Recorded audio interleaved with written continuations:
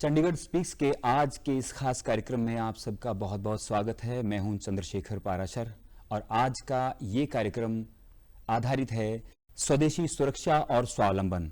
दोस्तों, इस विषय पर आज हम बात करेंगे और हमारे बीच में हमारे खास मेहमान मौजूद भी हैं। लेकिन मैं बता देना चाहता हूं आपको कि स्वतंत्रता जो हमें मिली, जो हमें राजनीतिक आजादी मिली, लेकिन क्या अब हमें इस समय वक्त ऐसा आ गया है कि हमें आवश्यकता है आर्थिक आजादी की?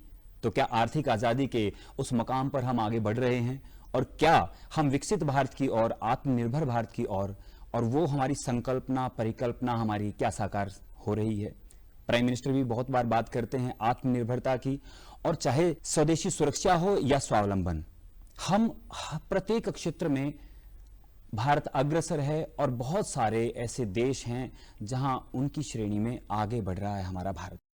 विकसित भारत की तरफ हम अग्रसर हैं और आज स्वदेशी सुरक्षा और स्वावलंबन पर बात करने के लिए हमारे बीच में खास मेहमान मौजूद हैं। डॉक्टर राजेश गोयल, सचिव हरियाणा तकनीकी शिक्षा बोर्ड, आपका बहुत बहुत स्वागत है जी। नमस्कार। आप कोऑर्डिनेटर हैं, समन्वयक हैं स्वावलंबी भारत अभियान के भी साथ में, और साथ ही साथ हमारे बीच में मौजूद हैं श्री बी सिंगल साहब। आप सदस्य हैं हरियाणा स्टेट फार्मेसी काउंसिल के, पूर्व उपाध्यक्ष हैं नगर परिषद पंचकुला के, जिला संरक्षक, साथी हैं आप स्वावलंबी भारत अभियान के। आपका बहुत बहुत स्वागत है, हार्दिक अभिनंदन है जी। नमस्कार। राजेश जी, आपसे मैं पूछना चाहूंगा, हम बात करेंगे सिलसिलेवार पूरे कार्यक्रम में। मैं आपसे जानना चाहूंगा कि स्वदेशी सुरक्षा है क्या वास्तव में? इससे हम क्या समझें, हमारे दर्शक समझना चाहें कि स्वदेशी सुरक्षा का क्या अभिप्राय है? चंद्रशेखर जी, आज आपने ये बहुत ही रेलेवेंट विषय पर आज की चर्चा प्रारंभ की है जी। वर्तमान परिस्थितियों में स्वदेशी सुरक्षा ये बहुत ही प्रासंगिक है। 22 अप्रैल को पहलगाम की घटना के बाद जी, जिस प्रकार का वो एक आतंकवादी हमला हुआ जी, और एक अजीब ढंग से धर्म पूछकर जो लोगों की निशंस हत्या हुई, उसके कारण से संपूर्ण देश में एक रोष का वातावरण पैदा हुआ और सौभाग्य से देश के नेतृत्व ने भी उस रोष को अनुभव किया और इसका हमें बदला लेना चाहिए। उस भाव से भारतीय सेना को रिटेलिएट करने के लिए स्वतंत्रता दी गई जी। और भारतीय सेना ने 6 मई की रात को जो पराक्रम दिखाया, ये दुनिया भर ने देखा जी। हमारे सैनिकों ने भारतीय तकनीकों के आधार पर विकसित जी, ब्रह्मोस मिसाइल, आकाश तीर, इसरो के द्वारा बनाए गए, भेजे गए सैटेलाइटों के द्वारा ली गई प्रिसाइज लोकेशंस, जी, उनके आधार पर, और केवल अपनी सीमा पर नहीं तो जहां पर भी दुश्मन देश के अंदर तक जाकर, जी, जहां पर भी लगा कि भी यहाँ आतंकवादी प्रशिक्षण होता है, आतंकवादी रहते हैं, उनको ट्रेनिंग्स दी जाती है, ऐसे एक साथ जो 9 ठिकानों पर हमला हुआ, ये एक अपने आप में अप्रतिम है और उसने दुनिया को भारत की स्वदेशी डिफेंस टेक्नोलॉजी की झलक ये दिखाई। ये हम कहेंगे राजेश जी की एक सबसे बड़ी तस्वीर राष्ट्रीय सुरक्षा की बात करें स्वदेशी सुरक्षा में, क्योंकि राष्ट्रीय सुरक्षा में फिर अपना आत्मनिर्भरता हो गई हमारी, इसमें स्वावलंबन हो गया, तो ये बहुत बड़ी तस्वीर थी देश के सामने। चंद्रशेखर जी, इसके 2 एस्पेक्ट है जी। एक है आत्मनिर्भरता और दूसरा है भारत के वैज्ञानिकों के, भारत के सैनिकों का पराक्रम और उनकी मेधा का प्रदर्शन। देखिए, आत्मनिर्भरता की अगर हम डिफेंस सेक्टर की बात करें, 2014-15 में बहुत बड़ी संख्या में हम आयातक देश अभी भी है, उस समय बहुत बड़े आयातक देश थे जी, और लगभग हर चीज बाहर से ही हम डिफेंस सेक्टर के लिए मंगाते थे जी। लेकिन गत 11 वर्षों में क्या हुआ कि 2014-15 में जहां हमने केवल 500 करोड़ रुपए का डिफेंस का निर्यात किया, लाखों करोड़ रुपए का आयात किया, हर चीज हम बाहर से मंगाते थे, लेकिन इन पिछले 11 वर्षों का परिणाम ये हुआ कि 2024-25 में हम आयातक के साथ साथ 21,000 करोड़ रुपए का हमने एक्सपोर्ट किया जी। और अपना डिफेंस प्रोडक्शन भारतीय इंडिजीनियस टेक्नोलॉजी के आधार पर बनाने के लिए अनेक ऑर्गेनाइजेशंस को प्रेरित किया सरकार की नीतियों ने, और उस सरकार की नीतियों का परिणाम ये हुआ कि लगभग 1500 से अधिक चीजों को जो डिफेंस में चाहिए उनको केवल भारत में ही बनेगी, ऐसा ये निर्णय लिया गया। और आपको सुनकर गर्व होगा जी। मैं एक कार्यक्रम में था दिल्ली के अंदर, मुझे अब नाम एकदम ध्यान में नहीं आ रहा, लेकिन जो ड्रोन हमने यूज किया भारतीय सेना ने, उस ड्रोन को बनाने वाली हैदराबाद की कंपनी के सीईओ उस कार्यक्रम में थे। उन्होंने बताया कि जिस प्रकार से ये सारा सिस्टम चेंज हुआ है पॉलिसी के अंदर और भारत के उद्योगपतियों को, इंडस्ट्रियलिस्ट को डिफेंस में काम करने की स्वतंत्रता मिली है, वो ड्रोन हमने एक यूनिक टेक्नोलॉजी के साथ डेवलप किया और उसने ये पराक्रम दिखाया। तो एक है हमारी मेधा, दूसरा है हमारा डिफेंस सेक्टर के अंदर बढ़ता हुआ एक्सपोर्ट, दुनिया के देशों पर हमारी निर्भरता ये धीरे धीरे कम हो रही है और उसके कारण से ही हम कह रहे हैं कि ये सुरक्षा की ओर एक पहला कदम है। राजेश जी, हम बात करेंगे और हम वापस फिर आपसे बात करेंगे, वापस आएंगे। हम ग्राफिक्स के जरिए भी हमारे दर्शक देख सकते हैं हमारी राष्ट्रीय सुरक्षा, आर्थिक सुरक्षा और स्वावलंबन और आत्मनिर्भरता जो हमारी है देश की, उसके बारे में बहुत सारी जानकारी आप ग्राफिक्स के जरिए देख सकते हैं। बीबी सिंघल साहब से मैं पूछना चाहूँगा कि फार्मास्यूटिकल में अगर हम बात करें तो कितनी आत्मनिर्भरता हुई है और किन किन विषयों पर आप ध्यान आकर्षित करना चाहेंगे? चंद्रशेखर जी, अगर फार्मास्यूटिकल मेडिसिन की बात की जाए, भारत इस समय विश्व के अग्रणी देशों के अंदर है जेनरिक मेडिसिन की प्रोडक्शन के लिए। और अभी जैसे हम देख रहे हैं यूएसए के अंदर ही जो जेनरिक मेडिसिन का इंडिया से सप्लाई हो रहा है, लगभग 40% जो है जेनरिक मेडिसिन इंडिया से जा रही है। इसी के चलते यूएसए गवर्नमेंट ने बाकी सभी चीज़ों के ऊपर तो टैरिफ लगाया है, मेडिसिन को एग्जम्पशन दी है। और कोविड के समय पे भी देखें, कोविड की वैक्सीन भारत ने बनाकर ना केवल भारतीयों के लिए उपयोग में लाई गई बल्कि पूरे विश्व भर में हमने सप्लाई की। तो खाली मेडिसिन ने कोई भी क्षेत्र ले लें तकनीकी, इस समय गत 10 वर्षों के अंदर जितनी प्रोग्रेस, जितना विकसित हुआ है भारत के अंदर, वो अभूतपूर्व है और सराहनीय है। तो मेडिसिन का बात करें, मेडिसिन का ट्रीटमेंट भी, मेडिसिन की कॉस्ट भी जो इंडिया की मेडिसिन है बहुत सस्ती है। और हम देख रहे हैं दुनिया भर से लोग इलाज करवाने के लिए भारत आ रहे हैं और आने वाले समय में हम मेडिकल टूरिज्म की अपार संभावनाएं जो हैं भारत के अंदर देख रहे हैं और इसके अंदर भी भारत लीड लेगा, इसमें कोई शंक नहीं है। जी।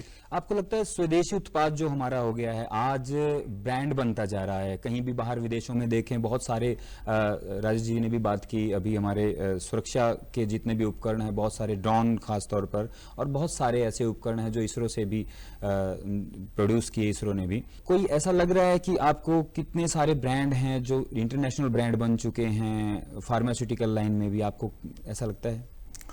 नहीं, बहुत सारी कंपनीज हमारी जो है इस समय फार्मास्यूटिकल की भी अग्रणी हैं। हम जैसे आपने बात की, हम मोबाइल के अब वर्ल्ड के दूसरे नंबर के मैन्युफैक्चरर बन चुके हैं।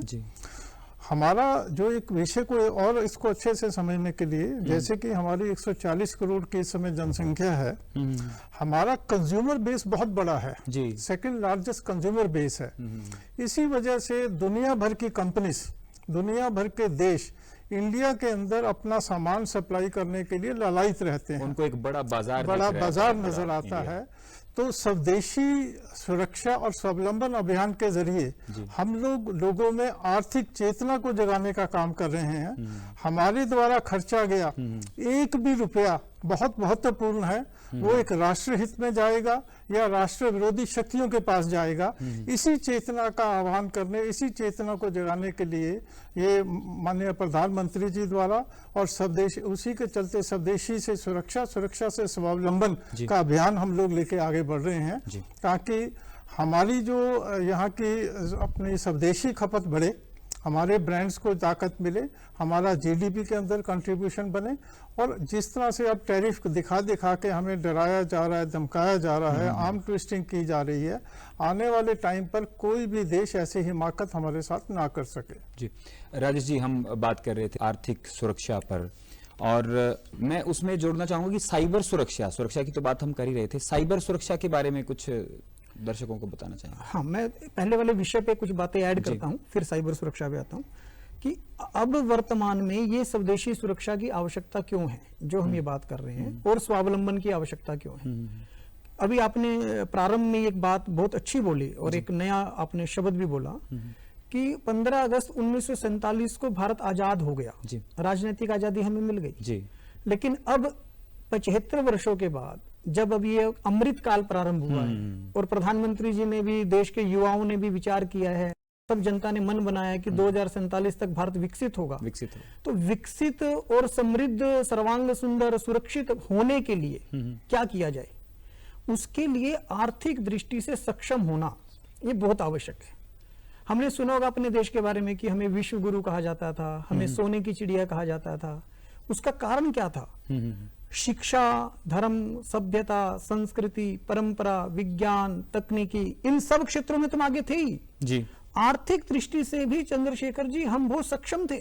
इंग्लैंड के एक इकोनॉमिस्ट हैं एंगस मेडिसन जी, उनकी 2004 में एक book I, the world economic history, a 2 millennium perspective. उसमें उन्होंने पूरी दुनिया का इतिहास लोगों के सामने रखा है और वो कंक्लूड करके कहते हैं कि 0 से लेकर 1000 तक दुनिया में सबसे बड़ी अर्थव्यवस्था कौन थी, तो that's quote by the Angus Maddison in their book जी, कि 1000 तक भारत का जीडीपी में कंट्रीब्यूशन था 34%। अच्छा जी, yes, it's quoted by the Angus Maddison, the economist and Nobel पुरस्कार विजेता ऑफ द इंग्लैंड, कि भारत का 34% हिस्सा था 1000 तक जी। उसके बाद भी हजारों वर्ष की गुलामी के बाद 1750 में भी कितना आया, तो वो डाउन होके 24%। अच्छा, 24, 1750 में भी हम 1/4 में भारत था। अच्छा, 2/3 में सारी दुनिया थी जी जी जी। बट वो हमको सबको पता है कि फिर ये ईस्ट इंडिया कंपनी इंग्लैंड से आई व्यापार करने के लिए, फिर डच आए, डेनिस आए, पोर्तुगीज आए, फ्रांसीसी आए, और इन सब लोगों ने ट्रेड करने के लिए आए। आप प्लीज मेरी एक बात समझिए, मैं ये दर्शकों को भी, अपने ये दूरदर्शन चंडीगढ़ के हमारे बड़े सुधी दर्शक हैं, इनको ये बात बताना चाहता हूँ कि हम आखिर ये जो हम आपने कहा ना कि आजादी मिल गई राजनीतिक, अल्टीमेटली ये राजनीतिक गुलामी क्यों हुए, इसके पीछे का मैं एक एस्पेक्ट बताना चाह रहा हूँ। बेसिकली ये सारी यूरोपियन कंट्रीज कंपनी बना के ट्रेड करने भारत आई थी, और ट्रेड करने के लिए इन्होंने क्यों चुना भारत को? क्योंकि भारत संपन्न था, समृद्ध था, अमीर था, और ट्रेड करते करते क्या किया इन्होंने कि हमसे इतना पैसा भी लूटा और हमें आर्थिक गुलाम भी बनाया।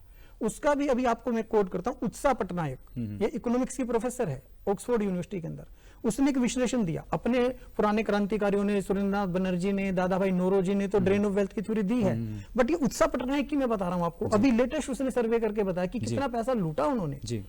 45 ट्रिलियन डॉलर, 45 ट्रिलियन डॉलर। आज अमेरिका की अर्थव्यवस्था है 30 ट्रिलियन डॉलर, उसे 1.5 टाइम्स। तब वो 1947 में हम 2% के आसपास आए। Industrialisation of the European countries जो हुआ 18वीं शताब्दी में, at the cost of deindustrialisation of the India. तो बेसिकली हम आर्थिक दृष्टि से कमजोर हो गए, इसके कारण से हम गुलाम भी हो गए। अब अगेन आज ये स्वदेशी सुरक्षा क्यों? ये ट्रेड ही चल रहा है। आज दुनिया में हथियारों से लड़ाई ज्यादा नहीं होगी चंद्रशेखर जी, ये लड़ाई है ट्रेड की। ये अमेरिका, चाइना, बाकी सब देश ये जो युद्ध लड़ रहे हैं इस ट्रेड वार के अंदर, वो चाहते यही है कि चाइना अपना सस्ता माल और डेट देके दुनिया को कॉलोनी बनाना चाह रहा है। जी। अमेरिका टैरिफ का डर दिखा दिखा के देशों को धमका रहा है।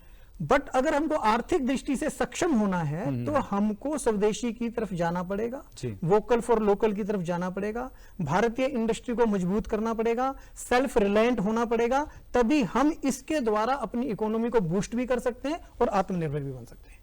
जी, आपने बिल्कुल सही कहा, और मुझे लगता है कि इसके बिना राजेश जी, जो हमारे पास सामर्थ्य इतना था, हमारे पास संसाधन बहुत सारे थे, लेकिन कहीं ना कहीं जो ट्रेड की आपने बात की, वो ट्रेड हम कहीं ना कहीं आत्मनिर्भर नहीं थे, निर्भर थे दूसरे देशों पर। हमारे पास इतना उस समय कहीं की सामर्थ्य तो बहुत था, लेकिन कहीं जो ट्रेडिंग का किया वो विदेशों ने किया, उसको उसमें समझने की बात है हमें। हाँ, उसमें समझने की, देखिए अल्टीमेटली क्या हुआ कि इन कंपनीज ने हमें कहा कि आप हमें रॉ मटेरियल दो, प्रोडक्ट हम बनाएंगे। इंडस्ट्री वहां लगाई, हमारे यहाँ से खत्म हो गया। जी हाँ जी। अब वर्तमान में क्या है, मैं आपको 2 एग्जांपल बताता हूँ। ट्रेड, वर्ल्ड के साथ ट्रेड करना ये आज की आवश्यकता है। WTO बना हुआ है, उसके साइनिंग कंट्रीज करेंगे। बट कोई भी देश को ये ध्यान में रखना पड़ेगा कि किस प्रकार से होगा।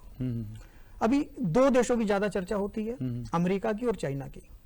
ट्रेड के अकॉर्डिंगली भी भारत का सबसे बड़ा ट्रेड पार्टनर है आज यूएसए।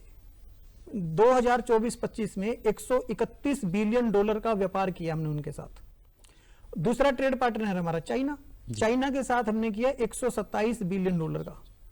लेकिन कैसे ट्रेड हमारे लिए एक नेगेटिव इंपैक्ट डाल सकता है, उसका एक छोटा सा एग्जांपल मैं आपको बताता हूं। 127 बिलियन डॉलर का चाइना के साथ जो ट्रेड है शेखर जी, उसमें से हम इंपोर्ट कितना करते हैं जी? हम इंपोर्ट करते हैं 113 बिलियन डॉलर और एक्सपोर्ट कितना करते हैं 14 बिलियन डॉलर। तो डेफिसिट कितना हुआ अप्रोक्सीमेटली 99 बिलियन डॉलर, लगभग 100 बिलियन डॉलर। यानी एक फाइनेंशियल ईयर में एक कंट्री के साथ हमारा डेफिसिट है लगभग 8.5 लाख करोड़ जी। अब हम बात कर रहे हैं स्वावलंबन की, हम बात करें आत्मनिर्भर की। क्यों है ये? केवल टेक्नोलॉजी आ रही है ऐसा नहीं है। आप देखिए आज घरों में सुई से लेकर जहाज तक, होली आ गई तो रंग, राखी, रक्षाबंधन आ गया तो राखी, दिवाली आ गई तो लड़ियां, आइडोल, किसी भी क्षेत्र में हम बात करें, यूपीआई की बात करें, देखो जगह जगह तक यूपीआई पहुंच गया है, हर छोटे से बड़े कारोबारी तक। यूपीआई फिर भारतीय है। यूपीआई का मैं आपको एग्जांपल दूंगा, आपने बीच में अच्छे से कोट किया। लेकिन ये जो चाइना का सामान हमारे घरों में, खिलौनों से लेके, रंगों से लेके, मूर्तियों से लेके, लड़ियों से लेके, साबुन, तेल, कंघा, शीशा तक, जहां पर हमारे अच्छे भारतीय प्रोडक्ट उपलब्ध हैं, केवल हम अवेयर नहीं है, उसके कारण अवेयर नहीं थे। प्रोडक्शन हमारे यहाँ हमने स्टार्ट कर दिया दोबारा से। अवेलेबिलिटी तो सारी ही थी हमारे पास। सारी। तो इसीलिए ये स्वदेशी मूवमेंट की आवश्यकता है कि अगर हमको चाइना जैसे देशों के साथ अपने ट्रेड को, डेफिसिट को कम करना है, भारत की इकोनॉमी को बूस्टअप करना है, तो लोगों को भारत में बनी हुई वस्तुओं का उपयोग करना पड़ेगा। और जैसे ही भारत का, जैसा अभी सिंघल साहब ने कहा कि हमारा 145 करोड़ का देश है, इतना बड़ा बाजार है, हमको दुनिया के किसी देश में बहुत अधिक आवश्यकता नहीं पड़ेगी ढूंढने की। अगर भारत के 145 करोड़ लोगों ने अपने भारत में स्थानीय, लोकल, जो वोकल फॉर लोकल के आदरणीय प्रधानमंत्री जी बार बार बात कर रहे हैं, उससे हमारी इंडस्ट्री भी ग्रो करेगी, हमारा बिजनेस भी ग्रो करेगा, हमारा एम्प्लॉयमेंट का लेवल भी बढ़ेगा, इकोनॉमी बूस्टअप होगी। एक काम से केवल घर घर में स्वदेशी का उपयोग बढ़ जाए, हम सेल्फ रिलायंट की ओर बढ़ जाएंगे। जी जी बिल्कुल, आपने बिल्कुल सही कहा राजेश जी। अब हम बात को जारी रखेंगे, फिर आएंगे आपसे बात करेंगे। तब तक हम देखते हैं लाल किले की प्राचीर से प्रधानमंत्री जी ने क्या कहा और उनकी क्या सोच है स्वावलंबन पर। भारत हम सबका है, हम मिल करके वोकल फॉर लोकल उस मंत्र को हर नागरिक के जीवन का मंत्र बनाएं। मैं चाहता हूं देश में ऐसे व्यापारी आगे आए, ऐसे दुकानदार आए कि यहां स्वदेशी माल बिकता है, वो बोर्ड लगा रहे हैं। हम स्वदेशी का गर्व करने लगे। हम स्वदेशी मजबूरी में नहीं, मजबूती के साथ उपयोग करेंगे, मजबूती के लिए उपयोग करेंगे और जरूरत पड़ी तो औरों को मजबूर करने के लिए उपयोग करेंगे। ये हमारी ताकत होनी चाहिए, ये हमारा मंत्र होना चाहिए। कितनी मजबूती के साथ, हम बीबी सिंघल आपसे बात करना चाहेंगे सर कि कितना मजबूती के साथ प्रधानमंत्री जी ने कहा, तो अगर स्वास्थ्य सेवाओं की बात करें, शिक्षा की भी बात करें, अब बहुत सारे तमाम क्षेत्रों में कितना प्रधानमंत्री जी का जो उद्देश्य है, जो संकल्पना है, कितना वास्तव में, कितना कैसा स्वरूप है इस समय? ऐसा है चंद्रशेखर जी, जैसा कि राजेश जी भी कह रहे थे, बता रहे थे हमें, हमारा बाजार बहुत बड़ा है, हमारी क्षमता बहुत है।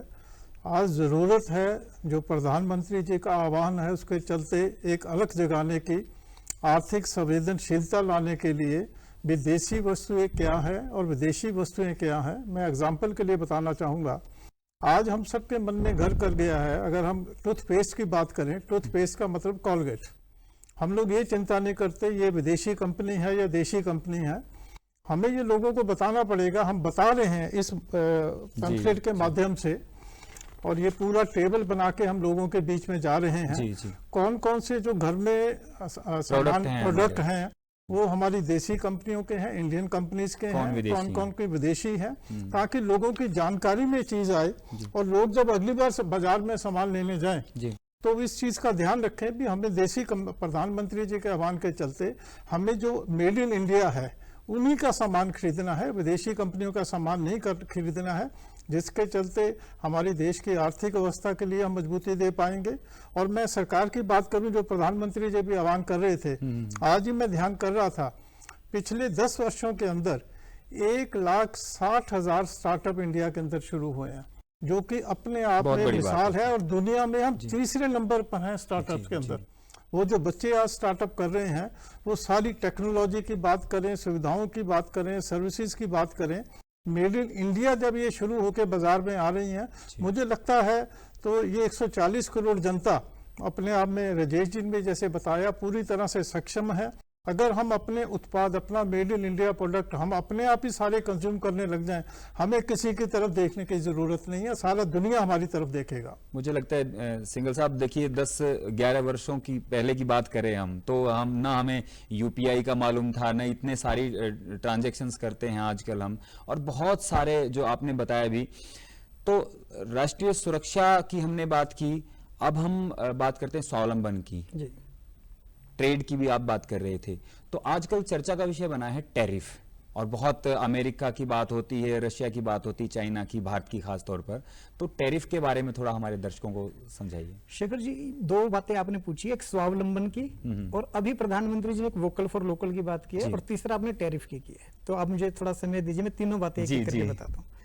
पहली बात, जो स्वावलंबन की और वोकल फॉर लोकल की बात आई है, ये इसमें इतना एक बढ़िया विषय बना है।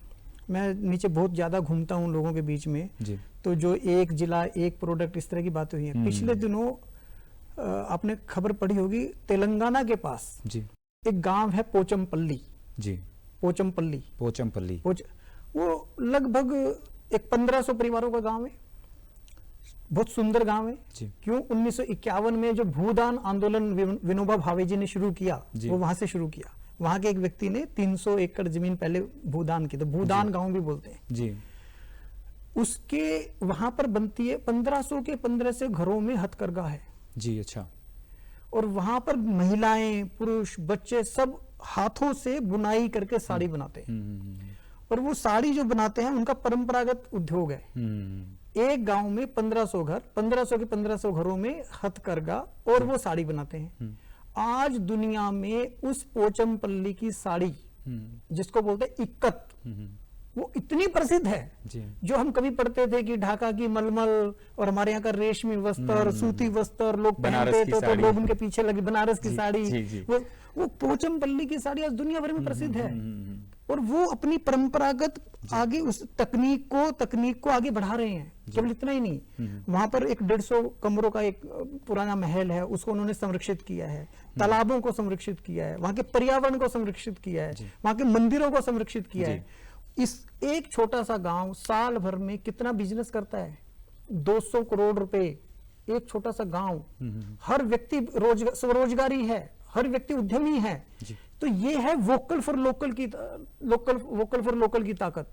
वो जीआई टैग मिल गया 2004 में। और शेखर जी, 2021 में United Nations for World Tourism Organisation UNWTO ने 2021 का बेस्ट विलेज, अच्छा, बेस्ट टूरिज्म विलेज का प्राइज उसको मिला है पोचमपल्ली को। आज दुनिया भर के टूरिस्ट वहां आते हैं, रुकते हैं और उसकी इक्कत की साड़ी लेके जाते हैं। और ये परंपरा हमारी सदियों से थी। हमारा हर गांव अपनी यूनिक प्रोडक्ट के लिए जाना जाता था। हमको उसको दोबारा को रिवाइव करना है। जैसे ये हमारे गांव खड़े हो जाएंगे, दोबारा से इंडस्ट्री खड़ी हो जाएगी और उस लोकल को हम प्रमोट करना शुरू कर देंगे, उसके लिए वोकल हो जाएंगे और लोकल बिकम्स ग्लोबल, जो प्रधानमंत्री जी कहते हैं, वैसा हो गया तो वो दिन दूर नहीं जब आर्थिक दृष्टि से नंबर 1 के देश बनेंगे। मैं टैरिफ पर आऊंगा आपसे फिर बात करूंगा। एक बार बीबी सिंघल साहब से एक पूछ लेते हैं थोड़ा सा। मेक इन इंडिया का क्रेज चला हुआ है थोड़ा सा, और उसका इम्पैक्ट भी आपसे जानना चाहेंगे। मेडिकल हब बनता जा रहा है इंडिया, देखा जाए तो मेक इन इंडिया का क्या इम्पैक्ट होगा इसमें कोई दो राय नहीं चंद्रशेखर जी। जैसे मैंने पहले भी कहा, मेडिकल सुविधाओं को लेकर भारत के अंदर अपार संभावनाएं हैं। खाली एलोपैथिक मेडिसिन ही नहीं, जो हमारी अल्टरनेटिव थेरेपीज हैं, आयुर्वेदा है, योग के जरिए है, पंचकर्मा के जरिए हैं, आज दुनिया भर में सिद्ध हो चुका है। जो हमारी प्राचीन परंपरा थी, पद्धति थी, वो बहुत ही कारगर है। क्योंकि मैं खुद फार्मेसी का स्टूडेंट हूँ। फार्मेसी के अंदर हमें कहा जाता है जो एलोपैथिक मेडिसिन है ये सफरिंग अदर्स है, एक चीज़ को ठीक करती है दूसरे के ऊपर नुकसान करती है। और साथ में ये कहा जाता है allopathic medicine doesn't cure the disease, it tells how to live with the disease.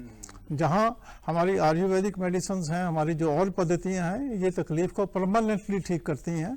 ये चीज़ें पूरे दुनिया के अंदर जा रही हैं, उनका क्रेज़ बन रहा है। और जैसे कि मैंने बताया हमारे यहाँ का ट्रीटमेंट कॉस्ट ऑफ मेडिसिन जो है दुनिया से सबसे कम है, इसलिए पूरा क्वालिटी जो है इस समय हम बहुत आगे हैं। हमारे डॉक्टर्स, हमारी जो पैरामेडिकल जो सुविधाएं हैं काफ़ी आगे हैं। तो इसके चलते आज के समय में भी बहुत सारी दुनिया से मेडिकल टूरिज्म इंडिया में हो रहा है और आने वाले समय में हम देखेंगे तो मतलब अच्छे अच्छे देशों से लोग इंडिया में आने वाले हैं मेडिकल टूरिज्म के लिए, अपनी बीमारियों को ठीक करवाने के लिए। मेरा चंद्रशेखर जी विदेश जाना होता है, यहाँ अगर अब किसी को अल्ट्रासाउंड करवाना है, एमआरआई करवाना है, जिस दिन चाहे उसी दिन करवा सकता है। वहाँ अगर किसी को अल्ट्रासाउंड एमआरआई की ज़रूरत पड़ जाए 3-3 महीने डेट नहीं मिलती। अभी पिछले दिनों में एक डेंटिस्ट डॉक्टर के पास गया हुआ था, वहाँ एक महिला दांतों का इलाज करवाने आई हुई थी। वो डेंटिस्ट डॉक्टर भी मुझे बता रहे थे उस महिला का आने जाने का खर्च, और हंस के कह रहे थे रिश्तेदारों को गिफ्ट देने के बाद भी अमेरिका में ट्रीटमेंट करवाया जो उसकी कॉस्ट आएगी वो भारत में उसकी कॉस्ट कम है। तो इतना हमारा जो ट्रीटमेंट है यहाँ सस्ता है। तो इसके चलते इसमें कोई दो राय नहीं है, आने वाला समय जो है वो मेडिकल टूरिज्म में इंडिया नंबर 1 होगा, इसकी पूरी संभावना है और मुझे पूरी उम्मीद है। और जिस तरह से प्रधानमंत्री जी और हमारी केंद्र की प्रदेशों की सरकारें इस तरफ कार्यरत हैं तो उसके नतीजे बड़े सुखद आने वाले हैं। आयुष मंत्रालय का भी आयुष मंत्रालय का है काम, हमारे जन औषधि स्टोर्स हैं, अब जितने हमारे हॉस्पिटल्स हैं उनके अंदर पीपीपी मोड के ऊपर सारी, अब हम पंचकूला की बात करें यहाँ हार्ट सेंटर है, किडनी का अपना डायलिसिस है, सारे पीपीपी मोड में बहुत ही सस्ती दरों के ऊपर जनता को अवेलेबल है। उसके साथ साथ सरकार द्वारा अगर भारतीयों के लिए बात करूँ आयुष्मान जो कार्ड बने हैं उसके चलते तकरीबन फ्री ऑफ कॉस्ट यहाँ ट्रीटमेंट मिल रहा है। और बहुत सारी चिकित्सा पद्धति ऐसी भी हैं, आयुष मंत्रालय ने भी दोबारा से उनको पहचान दिलाई है, भारतीय चिकित्सा पद्धति जो पुरानी होती थी। जी जी जी बिल्कुल, और ये स्थापित हो चुका है। वो जो पुरानी हमारी प्राचीन पद्धतियां हैं वो काफी बेहतर हैं। योग भी इंटरनेशनल लेवल पर योग का बहुत बड़ा योगदान है, बहुत बड़ा योगदान है और एक अंतर्राष्ट्रीय स्तर पर इतना ऊंचा लेवल लेके आए। 21 जून जो है इंटरनेशनल योग डे के तहत मनाया जा रहा है, उसमें दुनिया के सारे देश, वो भी एक तरह से स्वावलंबन का ही हिस्सा है, आत्मनिर्भरता का ही हिस्सा है। और हमारा जो भारतीयता की पहचान है, बहुत सारी ऐसी चीजें हैं राजेश जी हमारे पास कि वो एक तरह से विलुप्त हो गई हैं। हम कहें कि जैसे डायनासोर विलुप्त हो गए थे, लेकिन हमें जागने की हमें एक इच्छा शक्ति की आवश्यकता है, जो प्राइम मिनिस्टर साहब बहुत बार बार कहते हैं हमें कि हमारे पास इतना कुछ है, हमारे पास इतने संसाधन हैं, हम देख नहीं पाते हैं। एक बार हम राजेश जी आपसे बात करेंगे और आपके पास आएंगे बात करते हुए, लेकिन उससे पहले हम दर्शकों को बता दें कि हमारे दर्शकों ने जो बात की है इस विषय में, स्वावलंबन पर बात की है, उनकी बाइट्स देख लेते हैं। मोदी जी ने एक मुहिम शुरू की थी मेड इन इंडिया, और उस कॉन्सेप्ट के तहत हमें जाना भी चाहिए, क्योंकि देखो जितना हम लोग अपने देश की चीज़ों को यूज़ करेंगे और उतना ही हमें हमारे लोगों को रोजगार मिलेगा। घर के राशन से लेकर मशीनरी तक हमारे देश में बनने चाहिए, हमें यूज करना चाहिए और उसको ज़्यादा से ज़्यादा बढ़ावा देना चाहिए। हर प्रोडक्ट को अगर हम अपने देश के सामान को बढ़ावा देते हैं तो हमारे देश का विकास बहुत तेजी से बढ़ेगा। अभी त्योहार आने वाले हैं, दिवाली पे भी लोग चाइनीज सामान खरीदते हैं, सो हमें लगता है कि हमें दिए जलाने चाहिए, क्योंकि गरीब बंदे को भी रोजगार मिलेगा और हमें भी अपने इंडिया को प्रमोट करने का मौका मिलेगा। अभी जितनी भी ज़्यादा चीज़ें होती हैं सारी बाहर की कंपनियां हैं, तो हमें ज़्यादा फोकस करना चाहिए अपनी जो लोकल कंपनियां उन पे ज़्यादा हम डिपेंड रहें, ताकि रोजगार बढ़े और हमारा पैसा हमारे पास ही रहे, बाहर ना जाए। इंडिया इतने अच्छे ब्रांड्स बनाने लग गए हैं, तो आई थिंक हमें इंडियन की तरफ ही ज़्यादा फोकस रहना चाहिए। इससे क्या होगा कि बाहर के लोगों को भी पता चलेगा कि हम कितना अच्छा कर रहे हैं आज के टाइम। हिंदुस्तान में मेड इन इंडिया के अंदर हमारे जो प्रोडक्ट हर इंसान जो अगर यूज करता है, आने वाले टाइम में हो सकता है हमारे हिंदुस्तान को दुनिया ब्रांड के रूप में जाने। पर्टिकुलर चीज़ें हैं, इलेक्ट्रॉनिक्स हैं, बाकी चीज़ें हैं, इनके ऊपर टैक्सेशन जीरो हो जाए, ताकि जो लोग बनाना चाहते हैं इंडिया में चीज़ें वो यहाँ पे अच्छे से बिल्ड कर पाए पूरी कम्युनिटी विदाउट एनी टैक्स। हमारे दर्शकों ने बाहर, स्टूडियो से बाहर लोगों ने बात की, आम लोगों ने, और उनका प्राइम मिनिस्टर साहब की जो अपील है, एक तरह से स्वावलंबन की अपील है, वोकल फॉर लोकल की अपील है, वो बहुत सारा इम्पैक्ट है लोगों पर, उसका खास असर है। तो आप मुझे ये बताइए कि टैरिफ की हम बात कर रहे थे, एक विषय रह गया था, उस पर बात करते हैं। शेखर जी, ये जो टैरिफ वाला मामला है अमेरिका ने जो इसमें लगाया है जी, वास्तव में मेरी अनेक अर्थशास्त्रियों से और बाकी लोगों से चर्चा हुई है जी, किसी को ये समझ में नहीं आ रहा कि अमेरिका ने ये कौन सा तो फार्मूला निकाला है, जी, कौन सा कैलकुलेटर वो यूज कर रहे हैं, किस पर कितना लगेगा, क्या है। सबका एक ही मत है, it's just only a pressure politics. और दुनिया कभी भी ऐसे प्रेशर से नहीं चलती। अमेरिका की एक ये स्वाभाविक आदत कह सकते हैं, मैं कहूंगा कि जब भी कोई देश दुनिया के अंदर ग्रो करना शुरू करता है जी, या उसकी इच्छा के विपरीत चलता है, तो वो इस प्रकार के पुराना इतिहास देखेंगे आप, वो टैरिफ वाला खेल खेलते हैं जी, प्रतिबंधों वाला खेल खेलते हैं। लेकिन दुनिया के जिस भी देश ने, तो कहिए वो भी, चाहे वियतनाम के साथ उनका संघर्ष हो, लेकिन भारत ने तो प्रूव किया है कि इस प्रकार के हम विपरीत परिस्थितियों में भारत की मेधा और निखर के आती है। 1992 की एक मैं बात बताता हूं आपको। 1992 में भारत ने सोचा कि हमारा इसरो बहुत प्रगति कर रहा है, टेक्नोलॉजी में बहुत आगे बढ़ रहा है। PSLV हमारा रॉकेट था जो 600-700 किलोमीटर के ऑर्बिट के अंदर सैटेलाइट भेज सकता था, लेकिन जियो सिंक्रोनस 36,000 किलोमीटर के ऑर्बिट में भेजने के लिए क्रायोजेनिक इंजन चाहिए। उसमें केवल जापान, रशिया और चाइना, 3 देशों के पास था। जापान से बात की, उन्होंने मना कर दिया। अमेरिका ने भी मना किया। रशिया ने कहा कि ठीक है, हम आपको देंगे, केवल बना बनाया, टेक्नोलॉजी ट्रांसफर नहीं करेंगे, ट्रेनिंग नहीं देंगे, ऐसा करके। लेकिन तुरंत अमेरिका ने बैन लगा दिया, उसकी स्पेस ऑर्गेनाइजेशन पे भी, हमारी पे भी। तो उस समय में, तब तो हमारी स्थिति हमको ध्यान में क्या थी, तब भी इसरो के वैज्ञानिकों ने तय किया, नंबी नारायण के नेतृत्व में उसको प्रोजेक्ट ऑफिसर बनाया कि क्रायोजेनिक इंजन हम अपना बनाएंगे जी। और उस चैलेंज को स्वीकार करके कि तुम नहीं देते तो हम बनाएंगे, भारत के वैज्ञानिकों ने प्रयास किया। 20 साल की कठोर मेहनत के बाद जुलाई 2014 में उस क्रायोजेनिक इंजन से बना हुआ GSLV M3 रॉकेट हमने स्पेस में भेज दिया जी। कि दुनिया ने लोहा माना जी। केवल 1 मिनट और उसके बाद हमारी जो प्रगति हुई, दुनिया को हैरान हो गई। क्रायोजेनिक इंजन, पहले तो मजाक उड़ाते थे, ये बनाएंगे, मखौल उड़ाया, नंबी नारायण पर जासूसी का केस कर दिया, साइंटिस्ट को प्रेशराइज करने की कोशिश की, उसके बावजूद भी बनाया। आज शेखर जी आपको सुनकर बड़ा गर्व होगा, इसरो ने दुनिया के अब तक 435 से अधिक सैटेलाइट उसी दुनिया के स्पेस में भेजे हैं। और अभी 30 जुलाई को निसार, अमेरिका और भारत का बना हुआ सैटेलाइट, उसमें 70-80% हिस्सा उसका है, इसरो का। जिस अमेरिका ने प्रतिबंध लगाया और मना किया, उसी का सैटेलाइट भारत का क्रायोजेनिक इंजन ये स्पेस में लेकर गया। ये हमको उसके ऐसे अब टैरिफ लगाया उसने। मुझे नहीं लगता हमको कोई डरने की जरूरत है, कोई भय से को कुछ प्रेशर में आना चाहिए। प्रधानमंत्री जी ने कहा कि मैं भारत के किसानों के लिए, मछुआरों के लिए, छोटे व्यापारियों के लिए, उद्यमियों के लिए दीवार बनकर खड़ा हूं। और अगर भारत की जनता, जो आपने भी दिखाया व्यूअर्स का, एक व्यूअर्स ने ये कहा कि हाँ हमको स्वदेशी का उपयोग करना चाहिए। इस हथियार को अगर हमने अपना लिया, घर घर के अंदर स्वदेशी वस्तुओं का उपयोग शुरू कर दिया, अमेरिकी, चाइनीज, तुर्की और विदेशी कंपनियों के सामान को खरीदना बंद कर दिया, तो उस समय तो शायद 20 साल लगे, और पोखरण विस्फोट के बाद 2-3 साल में उन्होंने अपने आप लिए, ये 2-3 महीने में ही सीधे हो जाएंगे। जी। मुझे लगता है कि सिंघल साहब एक बार चलते चलते बस एक लाइन में आपसे चाहेंगे, वैसे तो हम एक विकसित भारत की तरफ हम बढ़ ही रहे हैं और वो संकल्पना कहीं ना कहीं साकार हो रही है प्राइम मिनिस्टर साहब की, तो हमें लगता है कि बीवी सिंघल साहब एक लाइन में आपसे चाहूंगा कि प्रत्येक ब्रांड, जो हमारे स्टूडियो से बाहर भी आम जनता बात कर रहे थे कि प्रत्येक ब्रांड जो है वो ऐसा एक समय आ जाएगा जल्दी से कि हमारी निर्भरता जो है वो बाहर के देशों पर नहीं रहेगी, पूर्णतः हम आत्मनिर्भर हो जाएंगे। चंद्रशेखर जी, जैसे कि राजेश जी चर्चा कर रहे थे, भारत में क्षमता है, जो भी आपदा आई है, जो भी समय कठिन समय आया है, उसको सुअवसर में बदलने का।